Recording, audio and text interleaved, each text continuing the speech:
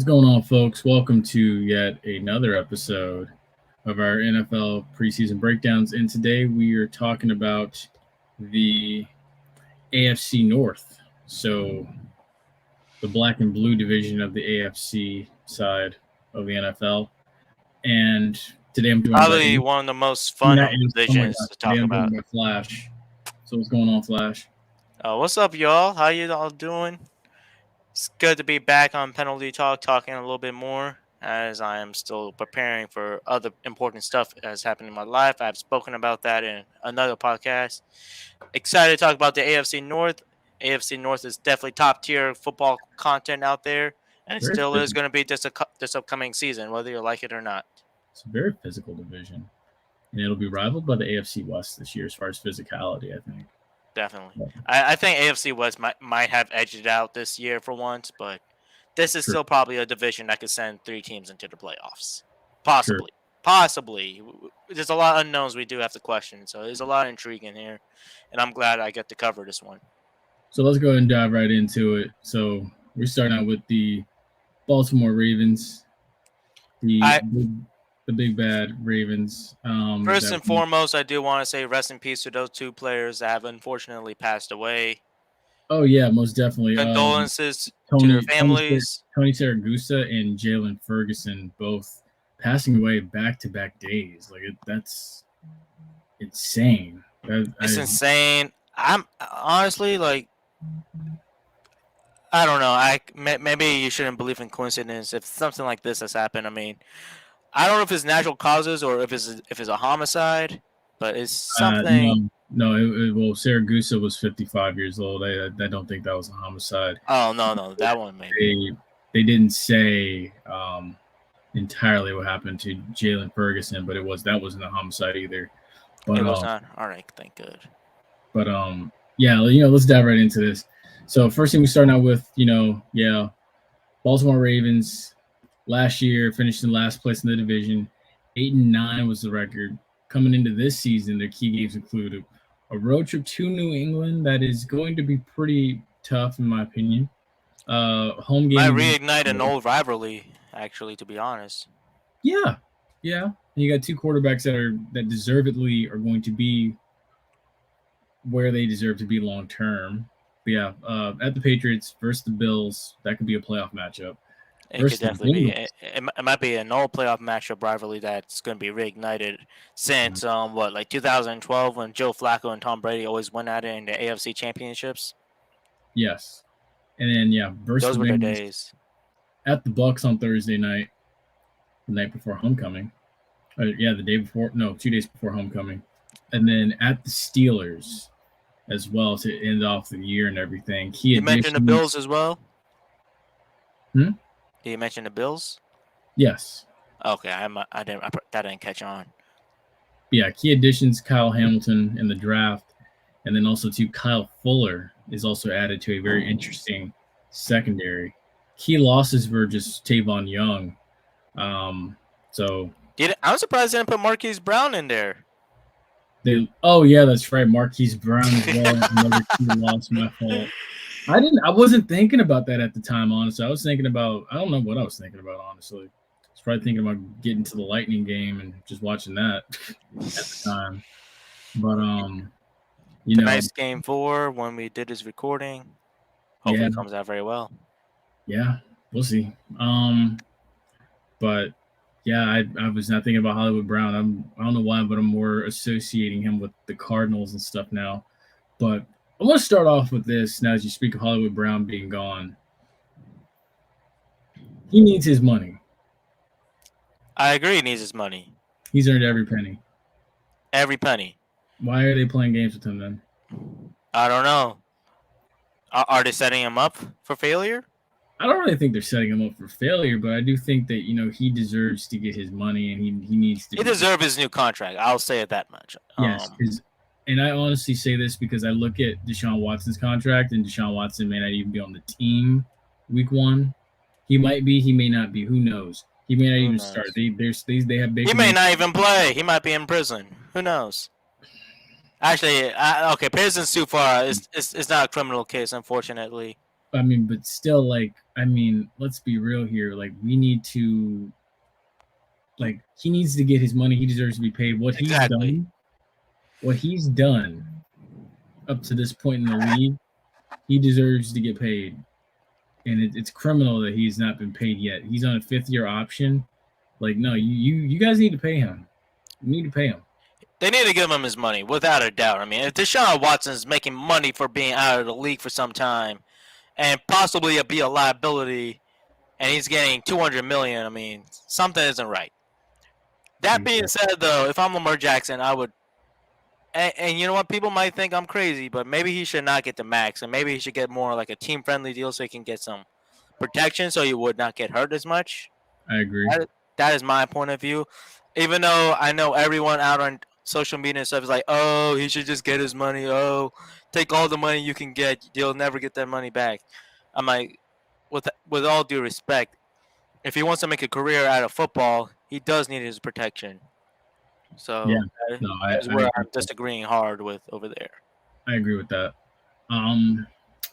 You know, they had a lot of injuries and stuff. So I mean, are we seeing a number of guys? Are we sleeping on the number of guys that have returned from injuries? Because you know they got guys like Marcus Peters coming back. They got That's a big one.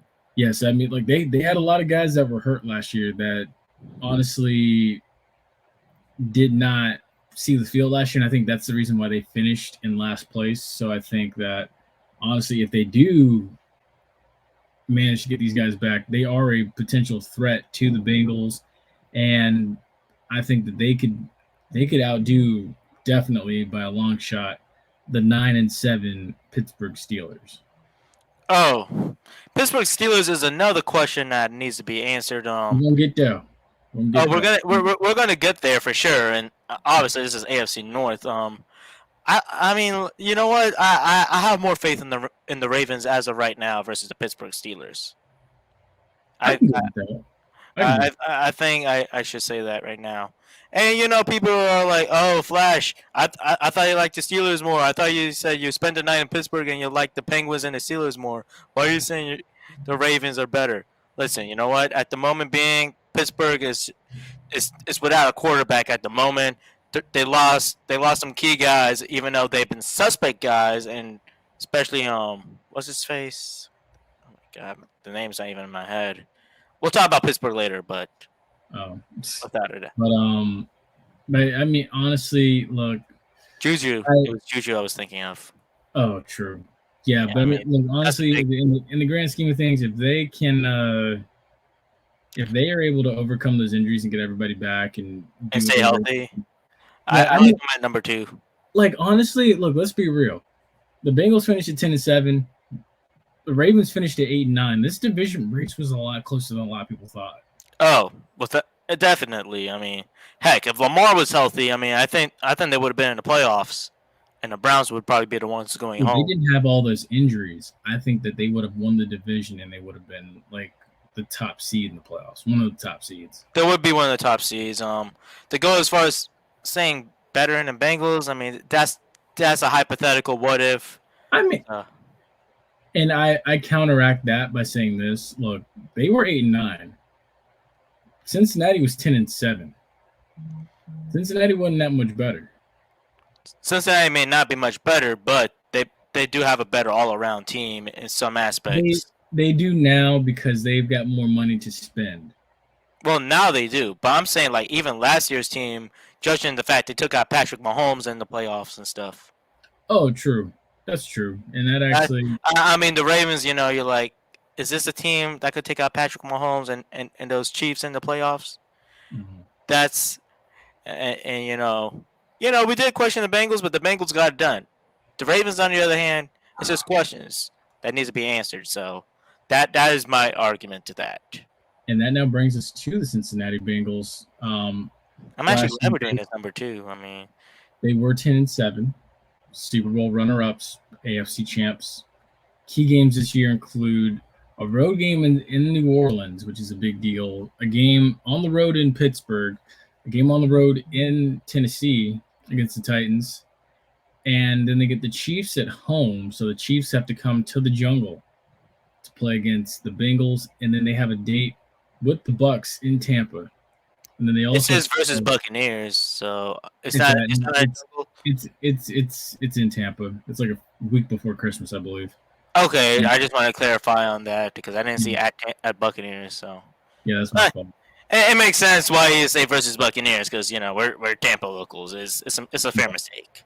And then also too, they play the Bills towards the end of the year, so that could be for that Bills game at the end of the year could have a lot of playoff It could. implications on it It could. as far as seeding. I Maybe. mean, Maybe.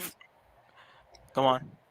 I'm looking forward to seeing Von Miller up against that newly revamped Bengals offensive line. Fair enough. Fair enough. And I then, mean, go ahead. listen. At the moment, I'm looking at this. The Saints game is definitely a highlight. Because Yeah, that's definitely gonna be an intense environment. And you know what? They're gonna get a shitload of booze because of Eli Apple and his antics on social media. Saints fans are not gonna forget that. I forget that Eli Apple's still on the team and he's walking into an inferno for that game. he, he, they're gonna throw batteries at that man type bad. And to be fair, he deserved it. Honestly, I think for some going to that game, I do believe that there is a voodoo doll somewhere of Eli Apple, like there is a voodoo doll somewhere of Tom Brady. Probably.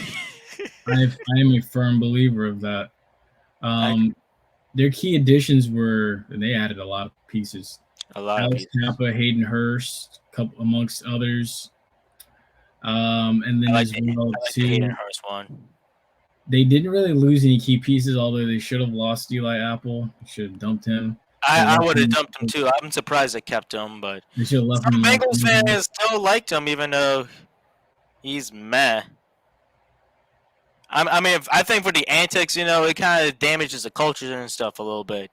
That would be my personal reason for dumping him if I was in charge, but I'm not the Bengals GM. But when a team that is an AFC Championship and they have improved that roster, I mean, you have to give the Cincinnati Bengals high expectations for this upcoming season to win all of the AFC again. Mm-hmm.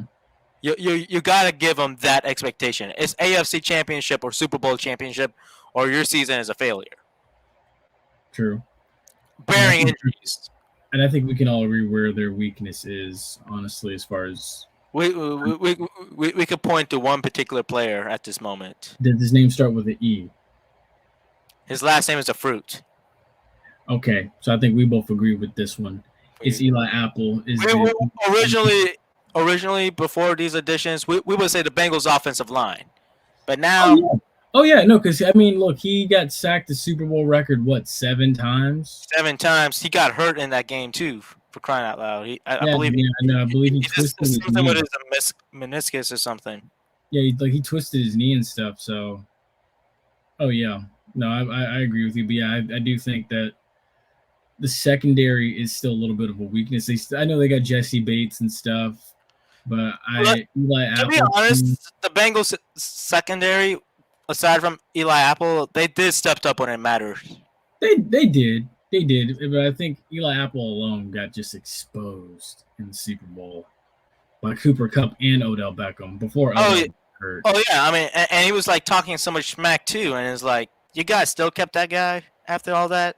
Listen, the man is not gonna be the same mentally. Look. All I know is this. I need someone to believe in me the way that the Bengals believe in Eli Apple. Literally. And honestly, that's a much bigger trust than I have in the Bengals right now, winning the Super Bowl at the moment. Because honestly, as I said before, expectations is AFC Championship or Super Bowl. And, obviously Rams can make trades in the middle of the season, but I expect the Bengals to make a serious chance. Will Joe Burrow win MVP this year? It's possible. I mean, you could argue Russell Wilson as well. He could, but the one that's receiving a lot of preseason love for the MVP is Josh Allen. Josh Allen, that's possible. Joe Burrow's definitely in that conversation for MVP, without a doubt. He's got to light it up, honestly. He's got to go, I think, 5,000 yards. if possible, or a high 4,000 plus yard season. It's With very doable with those 40 wide plus receivers. TDs. That's another thing. He can do it because I mean, look, they're going. I mean, aside from them going 10-7, they're going to be better than 10-7 this year. I think. Like they're going to probably be like a 12 or 13 win team this year. So I'm gonna give them 11 because of how hard the schedule could be. Because I mean, you got dates with the Chiefs and the Bucks again. and the Titans. Saints. I mean, And Titans is a little of a toss up right now. I mean, I do not know where the hell Titans has been. I think I actually no, I'll take that back. Titans is a dub. Steelers is a dub. Saints I would expect to be a dub unless Jameis puts on a miracle performance. if Jameis is what we think, if Jameis can finally be what we've all expected him to be for the past 7 years and been waiting on him to be, then That Saints one could be a possible loss. Yeah, the Saints could win that. But again, we'll see. I need to see Jameis actually take over games. But for now, I would give the edge to the Bengals. Yeah, I will. So that's gonna be a hell of a matchup though between the Bengals and the wide Saints. receivers and the Saints secondary. Definitely. So Saints secondary got a lot of work from what I've seen so far. I'll say it right now. They have a lot of work, especially being in the division with the Buccaneers. True. So last one before we move on. Is this still your Super Bowl favorite? As in like to win the Super Bowl or as in like to come out of the AFC? To come out of the AFC but do you believe they can get there and win it? As of right now, I still have confidence in that. I mean, listen, you know what? And here's why. Buffalo Bills, I mean, you know what? They do have a much better chance. Kansas City, you know, they kind of downgraded in some regards with the loss of Tyreek Hill because Tyreek Hill is just money chasing, which, I mean, you know, you can't be mad at that. But, I mean, when you see guys like Juju Smith and, like, the amount of TikTok antics he's been, and, along with Jackson Mahomes and his wife and whoever else is causing TikTok antics on that team, it's going to be a mess. Like, I know it's going to be off topic, but who else the Chiefs got that's new this year besides some Juju? We'll discuss that in another video with Ace, actually. Okay.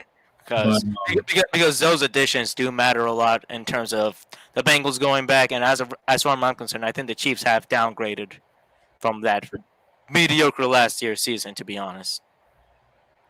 And that now brings us now to the Cleveland Browns, the dysfunctional, well, outside of the Detroit Lions, the dysfunctional stepchild of the NFL that can't seem to ever get anything right. So they added Deshaun Watson, who may not even be on the team. So there's an asterisk. It's question marks with Deshaun Watson. Baker Mayfield is guaranteed gone. Who's going to be the quarterback? That is our question as of right now. They added Amari Cooper, which was a pretty nice move at wide receiver, given the fact that Jarvis Landry's gone. They added Chase Winovich as well via trade. They lost Jarvis Landry, Austin Hooper, and Mac Wilson. Mac Wilson was traded to the Patriots in exchange for Chase Winovich. And who's it? Austin who? Austin Hooper. Hooper. What position was he? I'm just thinking it's some other guy at the moment. It's tight end. Tight end. Yeah. So their key games include at home against the Chargers and the Patriots, on the road against the Ravens and the Bills, and then one of their final games is at home against the Saints. So I mean, we're gonna find out about what the Bills or what the Broncos are. What the Browns are this season. We're gonna find out. Brown. Yeah, I think this season revolves a lot around Deshaun Watson. It's really the Browns versus legal troubles with Deshaun Watson. I mean, but you know what? There's one guy on Twitter named Anthony Duckett who covers a lot of Houston sports, and he says, "Listen, you know what? All sales finals, no refunds." The Browns knew what they were getting into, he said, and I 100% agree with him on that statement. Same thing with the John Wall's case, which is a totally different ballpark, but it's still Houston sports. I mean, hey, made a lot of connections to that, so I have to make those references. I'll be honest with you, they didn't know what they were getting into because they knew there was baggage that was going to come with Deshaun Watson, and now his legal troubles was gone. What was it? 20 of 24 have already been resolved, but you still have 4 more to deal with. You know what? You mind taking a few minutes and talk about that? Or you want to?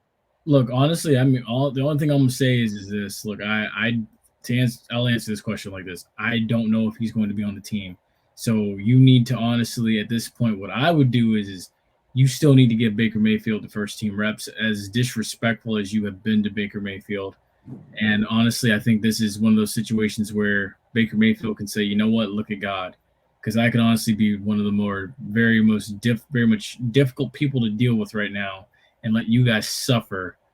But instead, what he could do is go in there, buckle his chin strap, and be the leader that he was expected to be when they drafted him number 1 overall. Honestly, Baker Mayfield, like as bad as the season he had last year, people are forgetting that he had a hurt shoulder. A shoulder is like a big piece of being a quarterback. It's a big piece of the game in general. Trust me. I mean, if you got a quarterback whose shoulder is hurt, you can't bash the guy. And you know what? The Browns did Baker dirty. I think he should. I hope he gets traded to whatever team he deserves. I mean, there's some teams that needs to have some openings. Carolina's a great option. Seattle could definitely use a guy like Baker for sure. Mm-hmm. So I agree. mean, it's another topic for another day. But I think Baker Mayfield, in my opinion, is good as gone without a doubt. I think he's still there, honestly. I mean, because like I said, you got to wait and see what's going to happen with Deshaun Watson. His foot is in the exit door, my man. It's in the exit door as we speak. If it doesn't happen this season, it'll happen next season. Oh yeah, I mean now after the 2022 season, whatever happens. It's all free game, if you ask me. But Baker's good as gone, man. If I'm Baker Mayfield and I do, I'll say it like this: this is like what Russell Wilson was at last year when he wanted out of Seattle. It's gonna end up into that if he does end up staying for another year. Fair enough. But see, here's my thing. Here's what I'm gonna say. If you're Baker Mayfield and you do most definitely want out, first of all, I want all of these GMs and all these front office personnel to look at my situation in Cleveland. After that, I'm going to go out there. I'm going to play my behind off and make the best reads possible, do what I have to do as the quarterback to put good film on the table for when I do decide to walk out of Cleveland and leave these people with nothing and leave them looking dumb and look at and go to another situation and say, hey, you know what? Tell them the truth. This is what I had to work with when I was in Cleveland. This is why I'm here. I feel like if I come here, I can develop better for you and be what I thought I was going to be in Cleveland. May I ask? Do you think is a reach that if any team that trades for Baker Mayfield, would he be a playoff contender except the Lions? Well, if it's a team like Seattle, I mean, they could make noise. It's a QB. It's going to have to be a QB needy team that's going to have to trade for him. So Carolina will be on the table. The Seahawks will be on the table for him. Houston will be on the table. Houston could be on the table. The Detroit Lions, if they're sick of Jared Goff, I mean, honestly, look, a former number 1 pick and Baker Mayfield, you cannot say no if you're Detroit Lions. Waste his time in 2023. Another house play. I mean, what do you think of that idea? I don't think anything can save the Detroit Lions. Honestly, I'm just gonna be honest with you. They had a great pick in Ron Brown. St. Brown. Yeah, that. I mean, they got a good thing going on there, but I mean, like it's the Lions. Yeah, it's true. Lions stigma, Lions curse, whatever's wrong with Detroit, it's in the water at that point. Might be contaminated with Flint water or something, I guess. Stop! Don't do that. Don't do that. We're moving on now to the Pittsburgh. I mean, the Pistons can tell you the same thing after 2004. Wow, we're moving on to the Pittsburgh Steelers, folks. Okay, so 2 additions for the Steelers. Mitch Trubisky at QB. It's kind of funny. We all thought he'd be the starter. Levi. Is he even going to be starting? No, it's going to probably be Kenny Pickett. It might be Kenny Pickett. Yeah. It would have been Dwayne Haskins if he rest in peace, Dwayne Yeah, Haskins. the unfortunate sequence of events. Yeah. Yeah, it would have been Dwayne Haskins if he's still with us. Yeah. Condolences to family as well. Yeah. I would think Dwayne Haskins would have been the starter while Kenny Pickett develops. But now I think it's going to be a quarterback game between Kenny Pickett and I put Pickett out there then. I'm yeah, putting Pickett out there. I would put Pickett out there too. I mean, I trust the system in Pittsburgh to get him right, but Yeah. it is Mitch Trubisky versus Pickett in the preseason, which I'm leaning towards. Yeah. Pickett. But yeah, Mitch Trubisky, Levi Wallace comes over from Buffalo. George Pickens and Kenny Pickett were both draft picks that they added. They lost Big Ben to retirement. They lost Juju to the Chiefs, and they lost Stephon Tuitt and Ray McLeod. They lost a lot of people. Yeah, I know. My question is, the next quarterback that comes in, is he going to have a solid connection with what's that guy named from Robinson that plays on the Steelers? James Washington. No, it's not James Washington. That's not right. Oh, He's a wide receiver. Sure. Well, they have George Pickens, Give me one which second. is a huge key piece that they picked up. But yeah, Chase Claypool as well. Oh, they saw Chase Claypool. That's a good thing.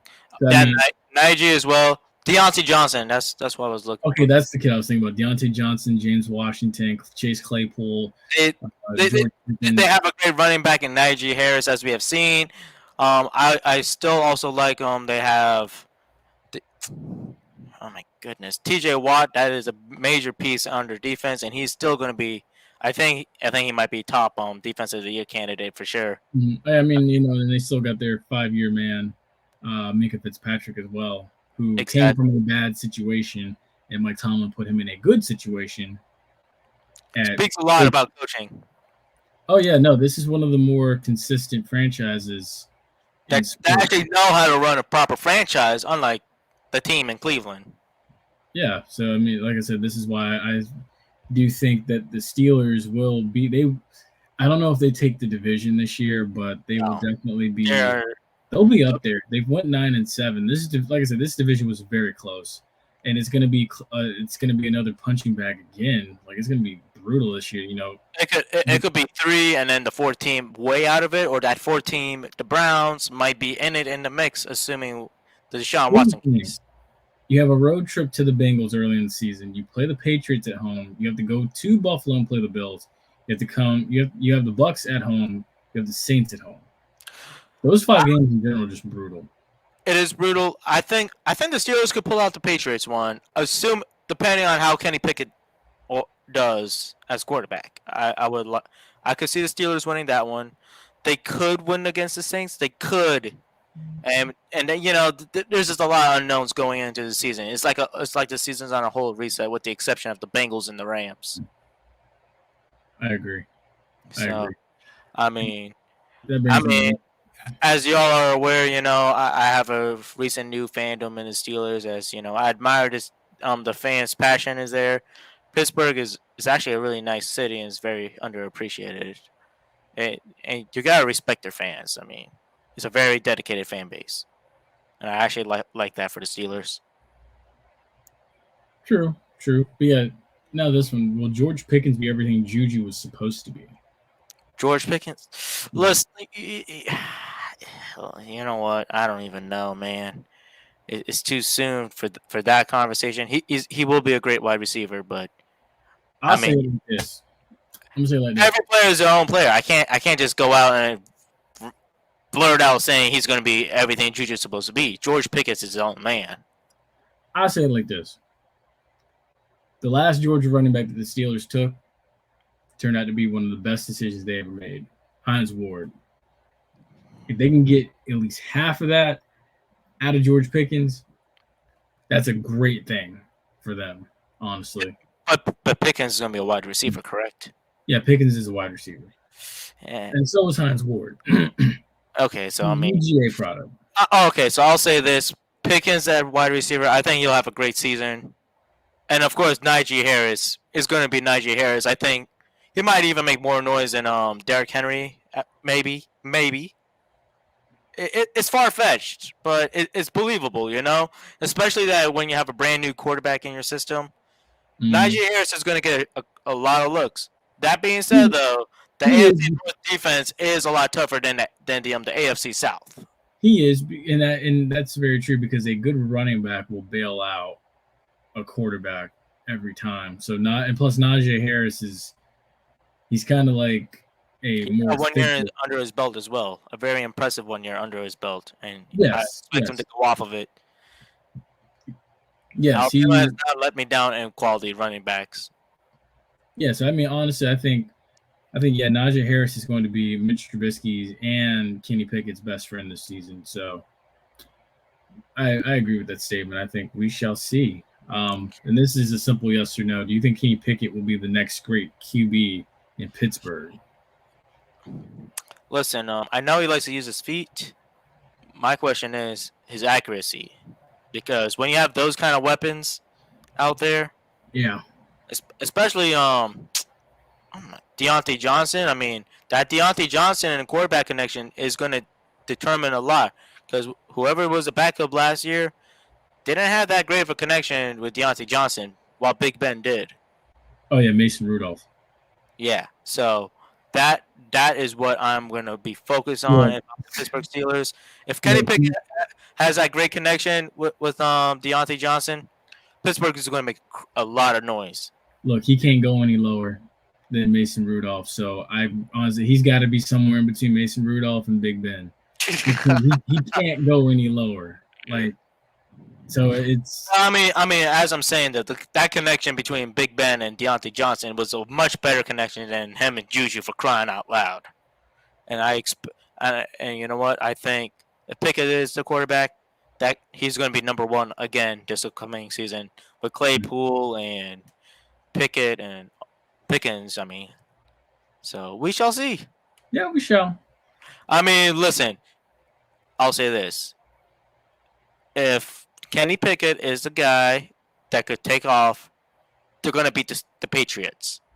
The Saints is a lot of, it's going to be a lot of unknowns, as we got to see as how Jameis does under his new coach, and obviously that's a different ballpark for a different day.